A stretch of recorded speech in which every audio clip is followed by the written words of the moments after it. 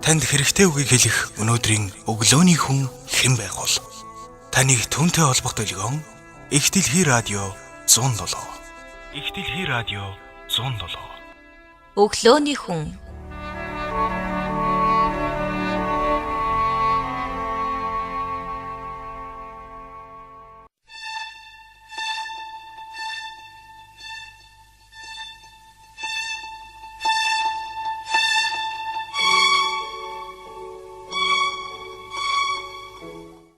Анаксимандр.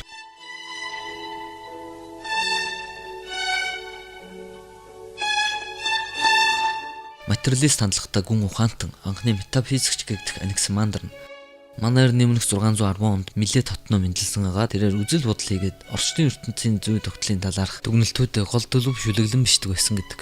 Хамгийн анх хязгааргүй тухай ойлголтыг гаргаж ирснээр Анаксимандр нь анхны метафизикч мөн анх газрын зураг зурснаар анхны газар зүйч гэгдэгч. Гол нь энэ хүн амьдарч байсан цаг үед орчлон ертөнцийн тухайд анхны өвөрмөц ойлголтуудыг дэвшүүлж байснараа космологийн эцэг төдийгүй барууны астрономийн шинжлэх ухааныг үндэслэгчдийн нэгт зүй ёсоор тооцогдох эрх мэжээ.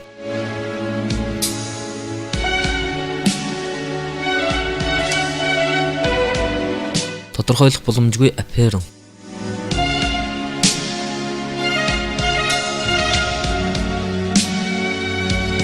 Ариун Библиэд эхэнд үг байв. Үг нь бурхан байв гэдэг бол Анаксимандрын хувьд бүхний эхлэл ямар нэг шин чанаргүй, тодорхойлох боломжгүй хязгааргүй буюу Аперон байжээ.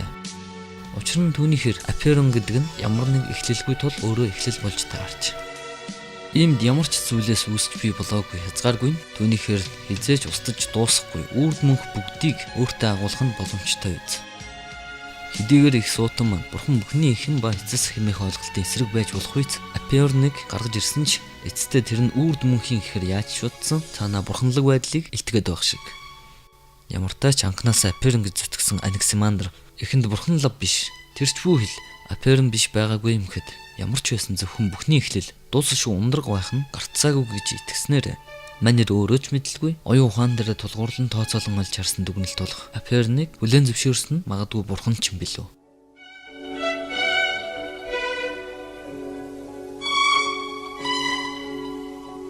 Материалист суутны идеалист гаргалгаа.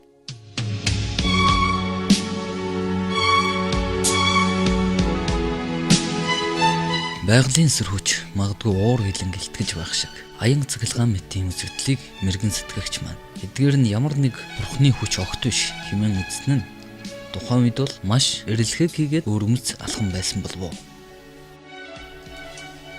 Энэхүү үзэл бодлоос болоод тэрээр аянгийг үйл хоорондын харшилтаас үүсдэг ба тухайн дуу чимээний чанга сул нь харшилтын хүчнээс шалтгаална гэд мөн цахилгаан цахихгүй дан ганц аян нүргэлэх нь оч манаруулах хэмжээнд хүрэхгүй сул харшилтан болсных гэж үзсэн нь одоо сонсоход ямар ч судалгаа шинжилгээгүй багцгүй нэг хүний уйггүй ажиглалт ухаалаг тусгалт байж таарна гэлтэй. Ямартай ч Анаксимандр цэлмэгнүүдэд хар алчуураар таглаж уугаад үл үзэгдэх байг харбад бараг онсон болохоор л алдарт Пепкорыг сургасан биз. Дээр нь нэмээд хэлэхэд орчин цагийн шинжлэх ухаанд шинжээчин төрхөөс нааш шинжлэх ухаан үүсэхгүй гэх хэлцэг байвал нэн цогцолтой нэгэн тод жишээ болох Анаксимандр чухам энэ цаг үед байсан бол магадгүй одоогийн техник технологийн тусламжтайгаар орчны ертөнцийн олон зуун тайлагдаагүй нууцыг тодорхой нотлогоотой ил гаргаж ирэх байсан болов уу гэж би хувьдаа өнгөцгөн дүрслэнэ.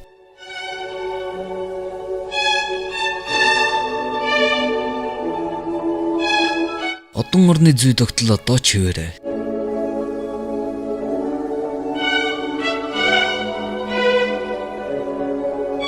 Нар сар оддыг тойрон иргэдэг хэмээн Анаксимандр анх хэлжээ. Дэлхий ямар нэг юм дээр тогтдгүйг мөн л анхаарсан аж.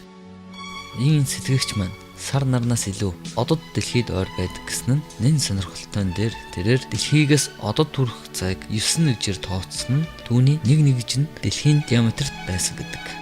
Уг тооцоолол дээр үндэслээд суут математикч маань сар дэлхийгээс 18 нэгж харин нар 27 нэгж цайд оршин хэмээн үздсэн байна. Иймд энэ хүний үзэл санаа дүгнэлт гаргалгаан дээр илүү тайлбар нэмэлтгүй зүгээр л тодорхой их сурвалж буюу хамгийн үнэн доор байж болох хэн нэгэн эрдэмтэн судлаачийн дамжуулснаар дараах хэдэн өгүүлбэрийг нь танд шууд хүргэе гэж шийдэв. Тэрээр хэлэхдээ од иргэсэн дэлхийг урдуур нь болон араар нь бүтэн эргэж тойрон байдаг бол дэлхийн окторгууд ямар нэг хүчин зүйлийн тусламжгүйгээр оршдог. Мөн од эрхс нь өөр хоорондоо тодорхой нэг хол зайд оршино гэсэн байгаа юм.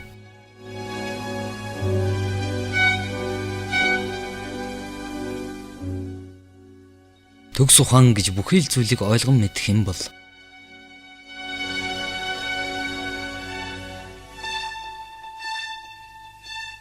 орчлон дээрх бүхий л амьд биет загаснаас ихтэй хэмээн үзнэрэ Анаксимандр та бидний энэ үед хит хоцрогдсон байж болох ч тэрээр өөрөөс нь илүү хит хожим мэндэлсэн хувьслын онолыг зөгнсөн гэдгээрээ биологийн шинжилх ухааны хүрээнд ч мөн анхдагчдын игнэнд багтаж чадсан нэгэн билээ.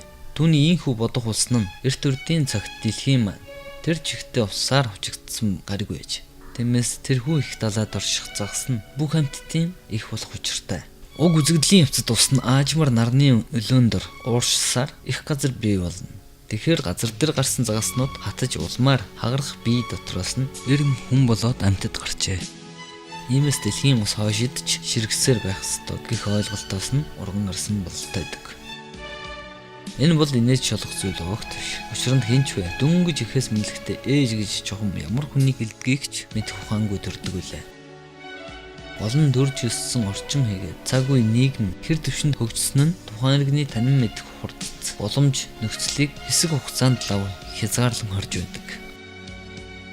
Харин тэр бүхнийг Стон туйлын үнэн хэмээн итгэлгүй чухам өөрийнхөө сэтгэн улмаар түүнд бат итгэлтэй зогсно гэдэг ямар их зориг хүн чанар вэ гэж бахархан жишээ татах хэрэгтэй болов уу гэж би бодно.